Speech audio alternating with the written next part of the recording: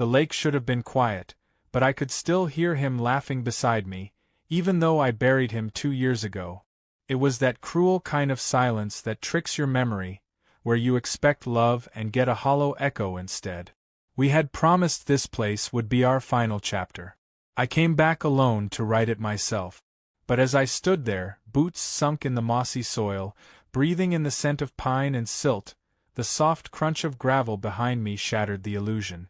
I turned around, expecting wildlife or wind.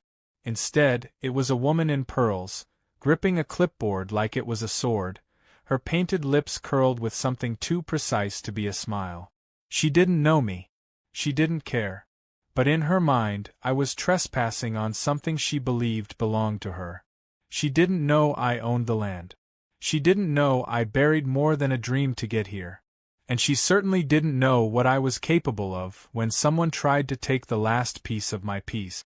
I had arrived early that morning, just as dawn peeled the night off the lake.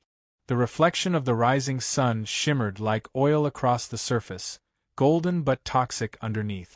My truck rolled to a stop on the gravel path leading to the clearing, a modest space where a foundation had been poured decades ago but left to weather. I remembered the photo I'd found online, back when the land was still listed, ignored, and forgotten. That unclaimed square had felt like a loophole in the world, like I could slip into it unnoticed and start again. But peace, I was learning, was never free. Not here. I opened the tailgate to unload the first box when I heard her. Not footsteps this time, but a voice. "Excuse me," she said in a tone wrapped in cotton but sharpened at the edges. I turned, shielding my eyes against the sun. She was older than me, maybe late 60s, and dressed like she was heading to a garden party. The way she clutched her clipboard told me this wasn't a social call. "Are you with the renters the HOA board approved?" she asked. Her brows were already tight, like she expected me to apologize. "No. I bought the land. This is my property now." The change in her expression was immediate. Her mouth didn't move, but her eyes screamed it: disbelief, denial, and something else. Ownership. She looked at me like I had taken something from her personally. "That can't be right," she said after a beat. "This parcel borders the Greenbelt. HOA oversight extends to the lakefront, including the community buffer zones. If you didn't go through the board, this purchase is invalid." I didn't respond right away. I just reached into my satchel and pulled out a folded document. The deed, notarized and stamped by the county clerk's office. Her eyes darted over it, searching for a loophole she could weaponize. There was none. "This land was never included in Meadowview's original charter," I said calmly. "It was owned by a private party and held separately. I bought it outright, legally. No HOA approval required." Her face twitched. She wasn't used to losing. "You'll still need to follow architectural guidelines. This community has standards. We value cohesion. Any structures must be approved by the design committee." I smiled without warmth. "I'll keep that in mind. But again, I'm not in your HOA." She hesitated before walking away, as if leaving meant surrendering something sacred. I watched her disappear down the trail, and only then did I feel my heartbeat again. It was strange. I had faced loss, death, bills I couldn't pay, and funeral arrangements I planned through tears, but nothing felt as invasive as that woman's assumption that my solitude required her supervision. Still, I tried to let it go. I had come here for peace, not war. The next few days I kept to myself. I cleared brush. I cleaned out the old fire pit by the shoreline. I even hung a wind chime from the branch of a dogwood tree, his favorite kind. I kept to my land. I never once crossed into the HOA-managed zones. But somehow I was still the invader. On the second morning, a man with a golf cart drove by 3 times, his radio turned up loud enough to echo across the water. On the third, I found a lawn sign planted near the path leading to my cabin site. It read "Community members only beyond this point." I took it down and leaned it gently against a tree. By the end of the week, it was more than passive-aggressive signs and drive-bys. I woke up to find a folded notice pinned to my truck windshield with painter's tape. It had no official header, just a line that read failure to comply with HOA aesthetic guidelines will result in fines. My hands shook, not from fear but frustration. They were trying to wear me down, to make me doubt the security I'd spent years trying to rebuild. But they didn't know who I used to be. They didn't know how many times I had clawed my way through bureaucracy, lawyers, hospitals, and grief. They thought I would back down because they told me to. That was their mistake. I didn't respond. I documented everything. I called the county office and confirmed again, for the third time, that my land was exempt from any HOA regulation. I took photos of the signs, the notices, the golf carts. I built a quiet wall around my silence. Not a physical one, yet, but a mental fortress. The kind you only learn to build after life steals everything and leaves you breathing. I remembered the promise I made to my husband before he passed. That if I ever did find the lake again, I'd make sure no one ruined it. Not time. Not grief. And certainly not strangers with clipboards. So when Karen returned 2 days later, this time with 2 men trailing behind her, one with a camera, the other with a measuring wheel, I simply waited. I didn't ask questions. I let them walk the perimeter. I let them mutter about easements and setbacks and lot lines. And when they finally came toward me with the clipboard held out like a peace offering soaked in gasoline, I smiled. They didn't realize I had spent the last 2 nights reading every page of Meadowview's charter. They didn't realize I had the original 1987 property plat that proved this land had always been separate. They didn't realize I'd already hired a lawyer. Quietly, strategically, without drama. Karen opened her mouth to speak, but I stopped her with a single sentence.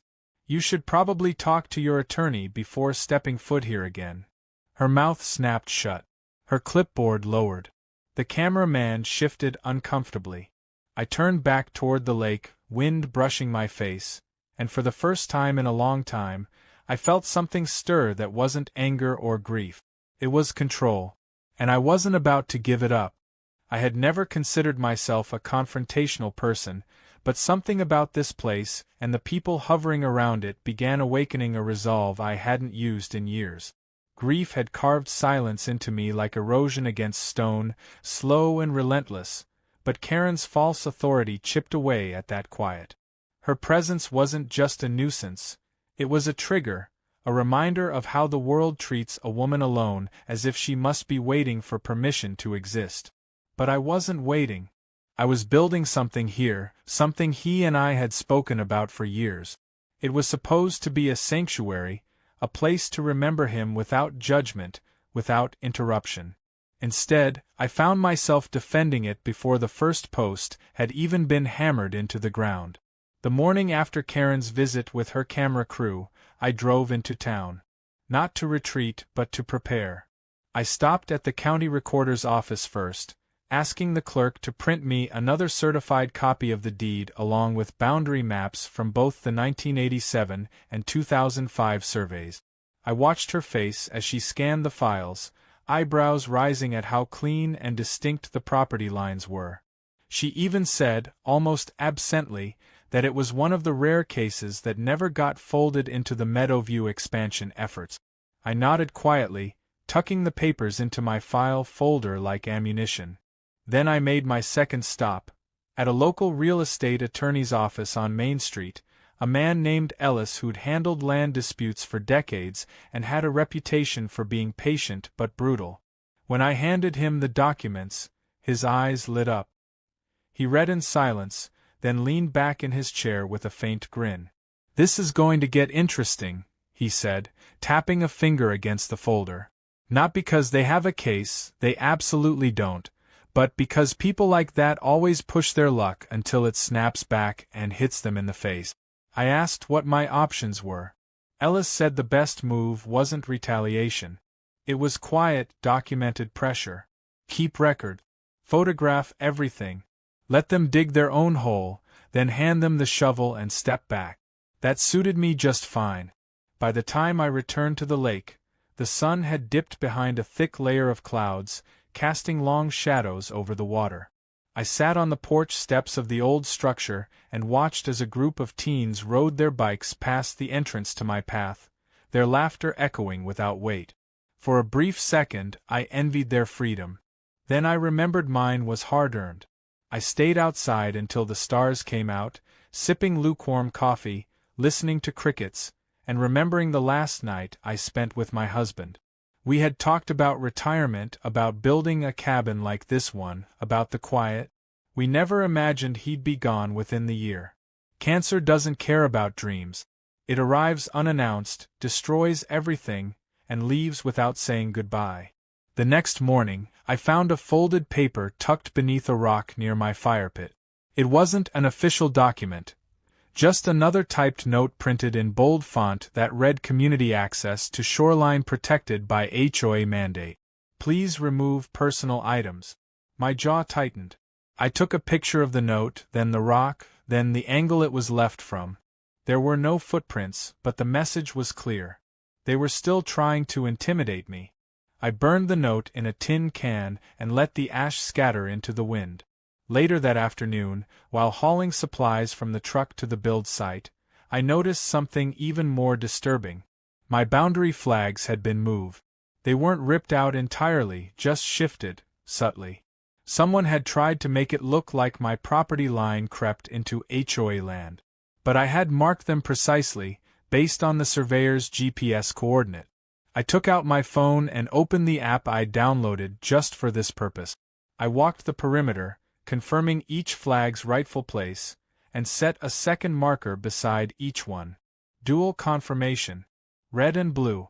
I emailed the data to Ellis immediately, attaching photos with time-stamp. That evening, Karen returned. She didn't come alone this time, either. She brought a man in slacks and a golf polo, one I recognized from the Meadowview website. His name was Bryce Turner, vice president of the HOA board. I could tell from the way he walked, like the land owed him a favor, that he had already decided I was the problem. They didn't announce themselves. They simply walked up as I was securing a tarp over lumber stack. Karen spoke first, her voice clipped and precise. We're here to deliver a formal notice of non-compliance. I didn't even turn to look at her. I asked over my shoulder, on what grounds? She took a step forward, clearly expecting submission. Visual disruption, noise violation, and unauthorized perimeter encroachment. The last part made me turn around. You mean the flags?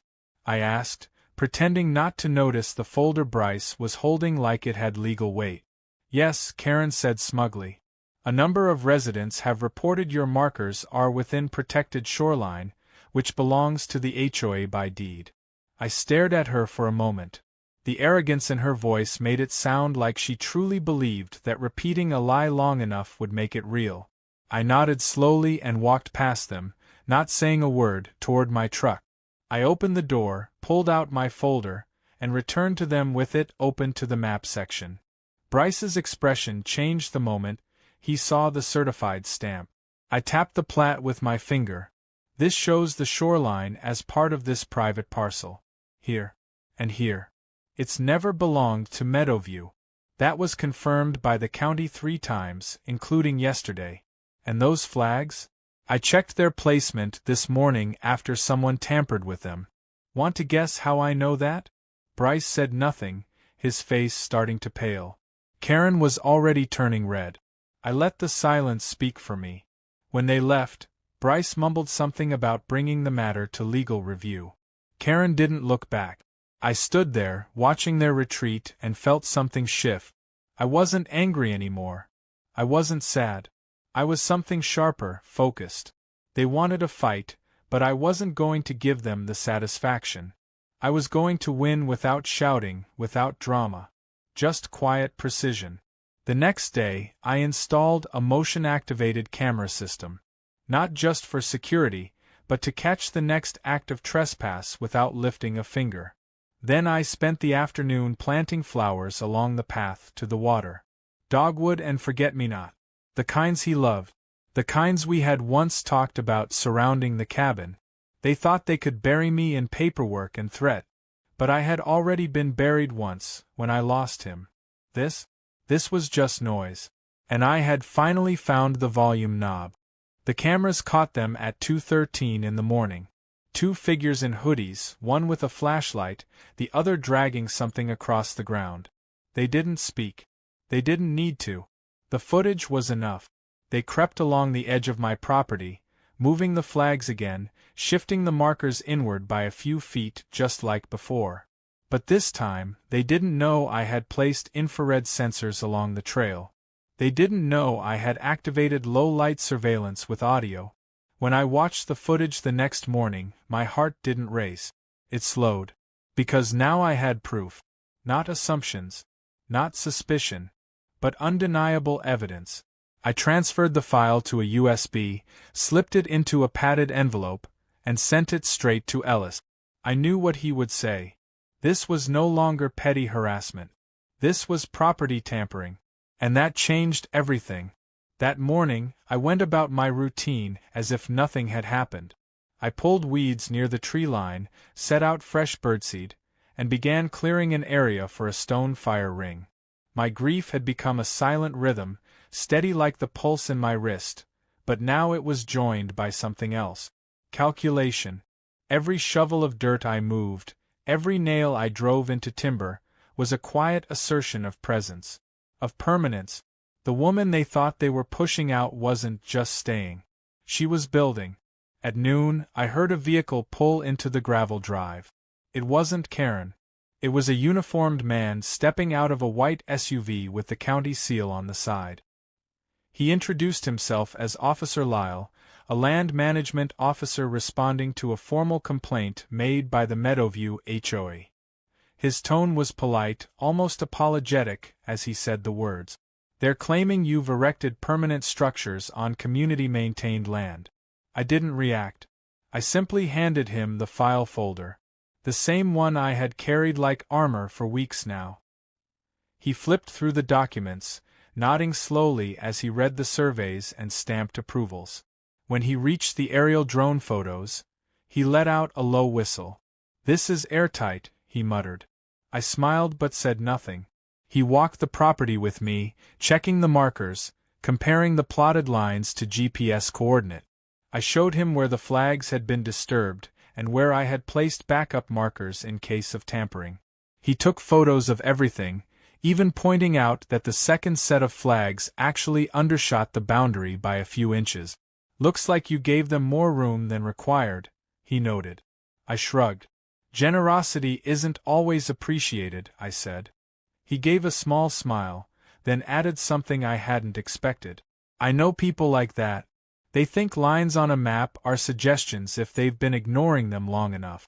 But the law remembers, even when people don't."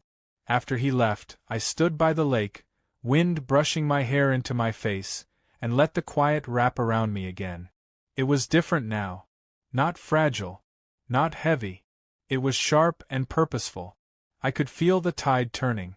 But I also knew people like Karen didn't retreat. They escalated. And she didn't disappoint.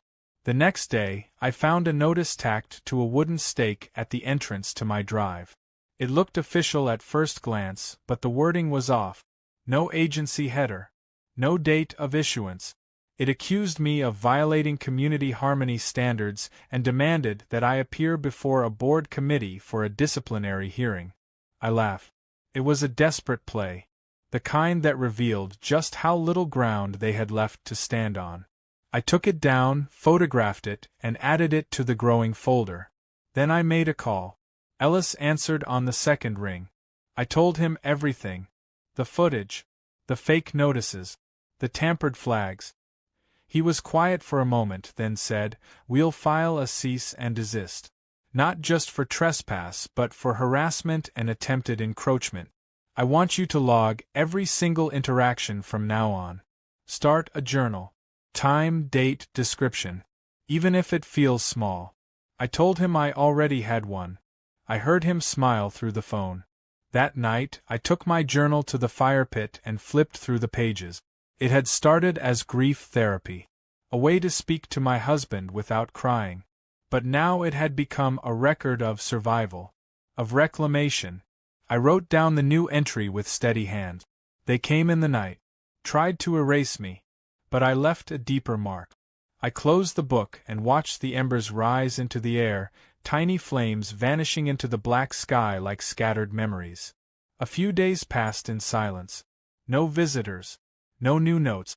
The flags remained untouched. I let myself believe, for a brief moment, that maybe they had accepted the truth. That I wasn't going anywhere. But then came the drone.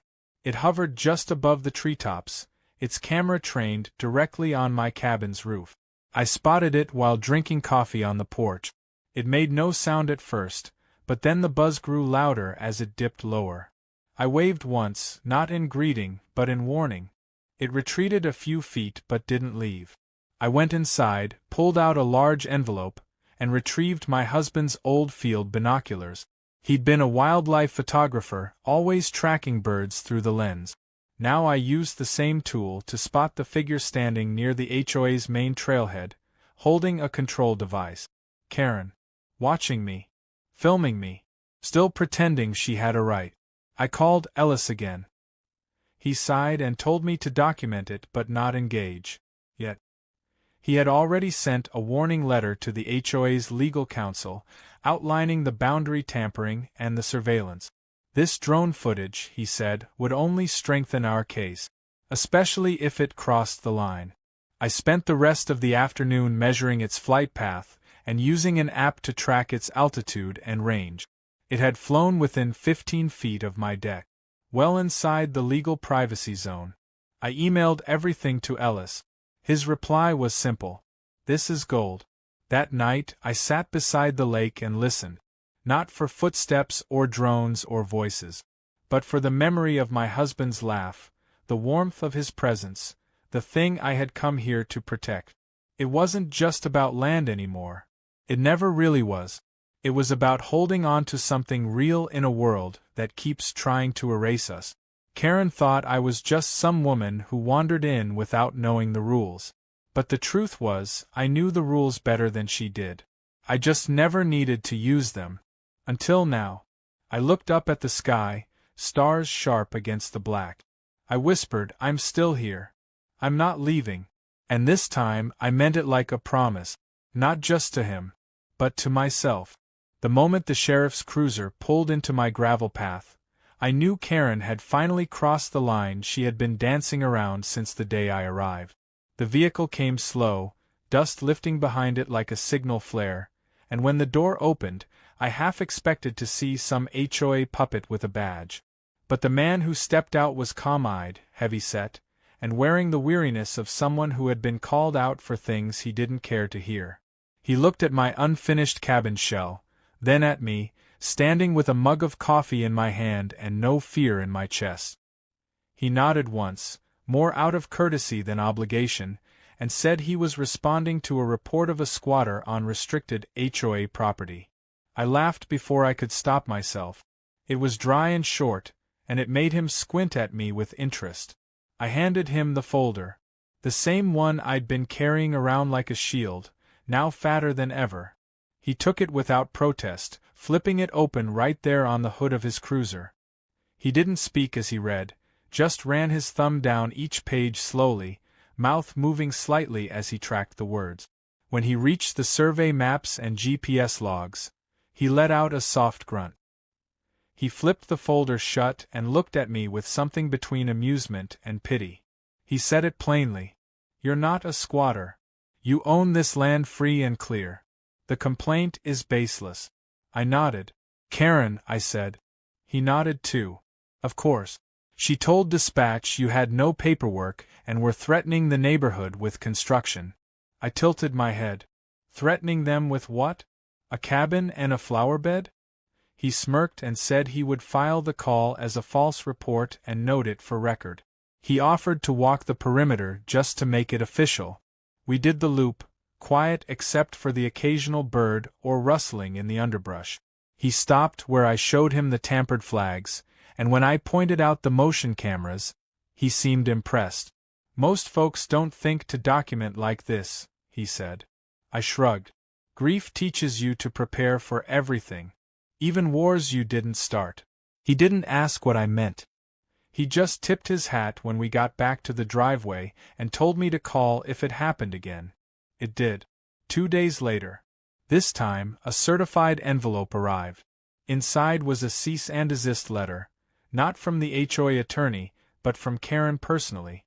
She had typed it on Meadowview letterhead, probably from her own printer, and used words like visual pollution and disruptive personal development to describe my cabin foundation. She cited made-up zoning codes, claimed I was violating fictional ordinances, and closed with a threat of civil litigation. I took the letter inside and scanned it, attaching it to the ever-growing email thread with Ellis. His reply came within the hour. She just made a legal error. Using HOA letterhead without board approval to issue threats? That's impersonation of authority. I'll handle it. The next day, Karen returned in person. She didn't come alone. 2 women followed behind her, both wearing matching Meadowview badges clipped to their cardigans. They stood at the edge of my driveway like I was a rabid animal chained to a tree. Karen stepped forward with her clipboard, lips pursed into a shape that looked carved instead of formed. She began reading from a paper, something about community trust and collective harmony. I didn't let her finish. I raised my hand, quiet but firm, and spoke over her. You're trespassing. You have been warned. I have legal counsel. Any further attempts to intimidate or falsely enforce HOA policy will be reported and prosecuted. The women behind her shifted uncomfortably, clearly not prepared for this to be a confrontation. Karen kept reading, voice rising now like volume could substitute for law. I stepped forward one more time and pointed to the motion camera just above her head. You've been recorded. Everything you're doing right now is being documented. You have no authority here. You never did. She paused, her eyes narrowing. Then she said something that revealed more than she meant to. You don't belong here. Not with the rest of us. That's when I understood what this was really about. It wasn't about flags or bylaws or boundaries. It was about exclusion. I was not one of them. I never played bridge at the community center. I didn't host wine nights or decorate my yard with themed flags. I was the crack in the illusion they had worked so hard to maintain. And people like Karen couldn't tolerate anything that challenged their little kingdom. I didn't say another word. I simply walked past her and picked up my phone. I dialed the sheriff's non-emergency line and asked for an officer to respond to an escalating pattern of trespassing and harassment. Karen heard me say her name out loud to the dispatcher. That was when she finally turned around and left, the other 2 women trailing after her like confused shadows. I watched them go with a strange sense of calm. They weren't winning. They were unraveling. And the more they pushed, the more they revealed how little power they actually had. That evening, I sat by the fire pit, watching the sun dip low over the water. The breeze carried the smell of pine and smoke, and I closed my eyes for a moment, just breathing it in. I thought about him, about how proud he would be of this fight. Not because I was winning, but because I was standing my ground. We had spent so many years giving in to things we couldn't control, doctors, diagnoses, deadlines. But this time, I wasn't surrendering. Not to anyone. Especially not to a woman with a fake title and a clipboard full of lies.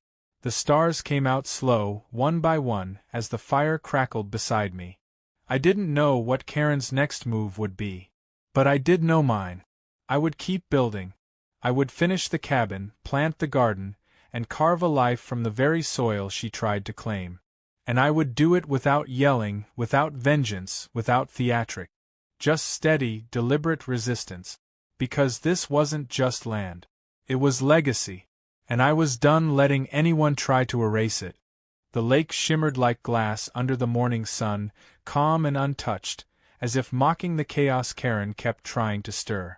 It had been 2 weeks since her last confrontation, but silence in her world never meant surrender. I had learned that quiet, when it came from people like her, usually meant something more calculating was unfolding behind the scenes. So I didn't allow myself the luxury of relaxing. I kept building. I laid down the subflooring with slow precision, each board nailed into place with deliberate rhythm. Every sound of the hammer against wood felt like an affirmation that I wasn't going anywhere. The walls were next. My grief had become a part of the structure now, woven into the foundation, anchored into every corner. He would have loved this. The simplicity, the strength of it. But he wasn't here. So I carried it alone. Then came the envelope. It was slid under my truck's windshield early one morning, right before the dew had dried. No return address, no stamp. Just my name, typed in capital letters. I stood still, staring at it, fingers frozen before lifting it off the glass. I already knew it wouldn't be from any official agency. I opened it anyway. Inside were printed screenshots of social media posts. Photos of me, my cabin, the lake, all taken without my knowledge. Some were from angles that clearly came from neighboring yards. Others were so close they must have been captured by a long-lens camera. There were comments scrawled in pen beside each photo. Disruptive eyesore. Not HOA approved. What happens when we let outsiders in? My blood went cold. This wasn't just Karen's obsession anymore. This was a smear campaign. A coordinated effort to make me a villain in a story I hadn't even agreed to be part of. I took the photos inside and placed them on my work table. I didn't cry. I didn't panic. I turned on my kettle, brewed a strong cup of coffee, and sat down to log every photo into my harassment journal. I documented where each photo was likely taken, based on shadows and angles. I attached screenshots from my surveillance footage, noting suspicious activity from certain properties. I cross-referenced license plates of passing vehicles with the timestamps of the photos. Piece by piece, I built my case, not out of vengeance, but out of necessity. Because people like Karen believed their fear was justification enough to destroy anyone who didn't fit. Later that day, I drove into town again. I met Ellis at his office, handed him the envelope, and watched his expression darken as he flipped through the contents. He said nothing for a while. Then he leaned back in his chair and said we were filing not just for harassment now, but for invasion of privacy. This crossed a legal threshold, he said. No more warnings. No more letters. It was time to take it to court. I nodded slowly, the weight of it all pressing against my shoulders. I hadn't come here to fight a war. But when someone keeps throwing stones, eventually you start building a wall. On my way back, I passed the Meadowview Community Board. It was mounted outside their clubhouse, near the tennis courts and the perfectly trimmed bushes that all looked like they were sculpted from the same mold. I slowed the truck just enough to see what was pinned there. Among the notices for lost pets and yoga schedules was a flyer printed on pink paper. It had a photo of my cabin skeleton, with a big red question mark superimposed across it. The title read, "Do we know who she is?" The text below claimed I was building illegally, that my land purchase was under review, that I posed a threat to community values. No name was listed as the author, but everyone knew who had posted it. I didn't tear it down. I took a picture of it and left it there. Let them see that I wasn't hiding. Let them understand that pretending to whisper behind my back while posting on a public board wasn't just childish. It was traceable. I sent the photo to Ellis and drove home in silence, gripping the wheel with fingers gone pale. When I got back to the lake, I found a man standing near my boundary flags. He wasn't from the HOA. He wore work boots, a faded ball cap, and had a weathered clipboard in his hand. I approached slowly, calling out a greeting. He looked up and smiled. Said his name was Tyler. He was a land surveyor hired by the county to conduct a random spot check on unregistered construction complaints. Standard process, he said. I didn't believe in coincidence anymore, but I gave him the benefit of the doubt. I walked the property with him, answered his questions, showed him the deed, the permits, the paperwork. He nodded with increasing interest the longer he looked. After half an hour, he closed his clipboard and said someone clearly had it out for me. But from what he saw, everything was legal and compliant. He even complimented my boundary markers, said they were the straightest he'd seen all month. I thanked him and watched as he left, wondering how long before Karen accused him of being part of a conspiracy too. That night, I lit a fire in the pit and sat with my journal in my lap. I wrote down every detail: the envelope, the photos, the flyer, the surveyor. I didn't let emotion guide the pen. I let facts do the work. Because this fight wasn't about shouting louder. It was about outlasting. I flipped back to the first page and reread the earliest entries. Back when I had arrived with nothing but boxes and memories. So much had changed. Not just around me, but inside me. I no longer felt small. I no longer felt like I was surviving. I was defending something sacred now. A promise. A dream. A piece of land I had turned into a monument for the man I loved. They couldn't take that. No matter how many photos they took. No matter how many lies they posted on community boards. As the fire cracked and hissed beside me, I looked across the dark water and saw lights flickering in the distance. Meadowview homes. Warm yellow glows behind drawn curtains. Safe and curated. But not real. I realized then that I didn't envy them. I pitied them. They were too afraid of change, of truth, of anything that didn't fit their perfect little mold. I didn't belong to them. I never had. And no matter how many flyers they posted or how many complaints they filed, I wasn't leaving. Not now. Not ever. This was my land. My story. And they were just bitter footnotes. Rain came the night before the hearing. Not a gentle drizzle but a violent, sweeping storm that pounded the lake and howled through the trees like something feral had been waiting to speak. I sat in my partially finished cabin with candles flickering along the window sills, the fire crackling low, and my heart heavier than usual. It wasn't fear that sat in my chest, but the weight of everything I had carried alone. The grief that built this place, the constant pushback from people like Karen, the ugly way they tried to bury me under false rules and quiet threat. But tonight the storm felt like it belonged to me. Like it was mourning with me. Or clearing a path. The next morning the air was scrubbed clean. Leaves glittered with droplets, and the lake was so still it looked frozen. I wore dark jeans, boots, and the jacket he used to love on me, the one he said made me look brave even when I wasn't. I packed the folder, the journal, and 2 USB drives filled with photos, footage, and printed map. Then I drove into town, past the familiar turns, past the Meadowview gates, to the community center where they were holding the so-called disciplinary hearing. A hearing I had never agreed to attend but was advised to show up for anyway, if only to document how far they would go before folding under the truth. The parking lot was full. I counted more than a dozen cars, most of them luxury brands lined in perfect rows. A performance, not a meeting. Inside, the room was colder than expected. Not in temperature, but in tone. Folding chairs had been set up in neat lines facing a long table where 5 HOA members sat with stiff expressions. Karen was in the center, dressed in pale blue and holding a binder so thick it looked comical. The moment I stepped inside, all conversation stopped. I didn't flinch. I walked slowly, deliberately, to the chair marked for me with a name card that read property owner with quotation marks. I picked it up, tore it in half without a word, and sat down. Karen began the meeting by reading a prepared statement. It was filled with flowery language about unity, aesthetic preservation, shared values, and how rogue development threatened everything Meadowview stood for. Her voice was rehearsed, almost smug. She concluded by stating that the HOA was recommending sanctions against me and referring my case to legal counsel for forced removal. Then she smiled as if she had just won something.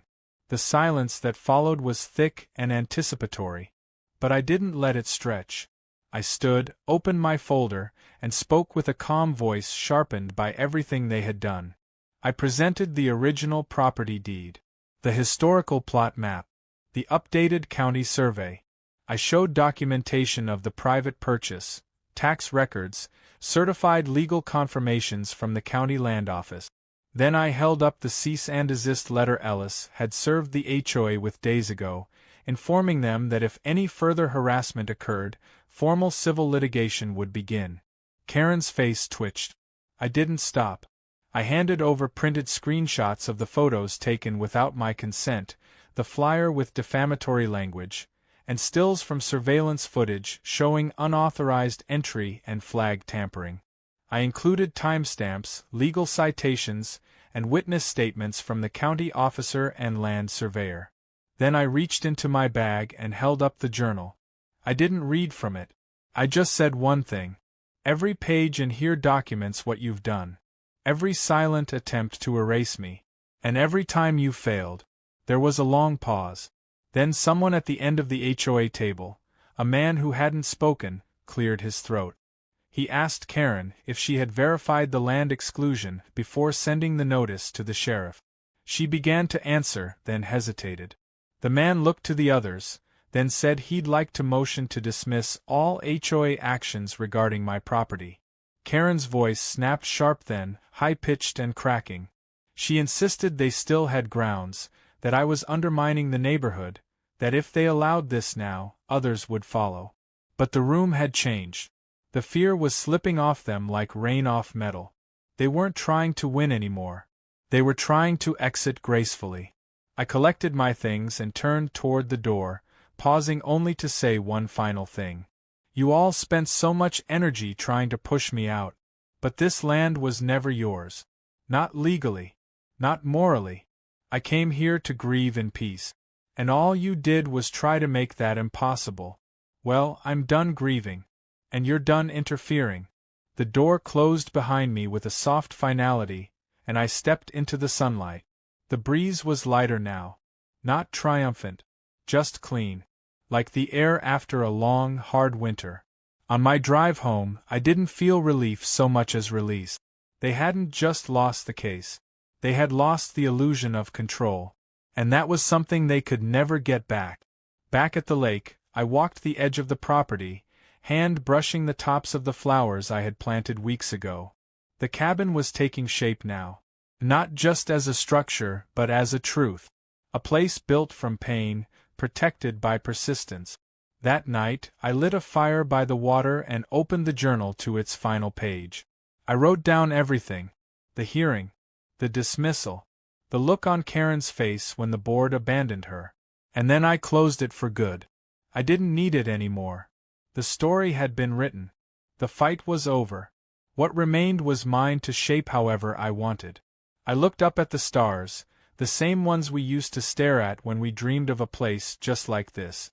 And I whispered again, softer this time, I'm still here. And no one's going to move me. The lake didn't answer. It didn't have to. It just reflected the sky perfectly back to me. Steady. Whole. And finally mine.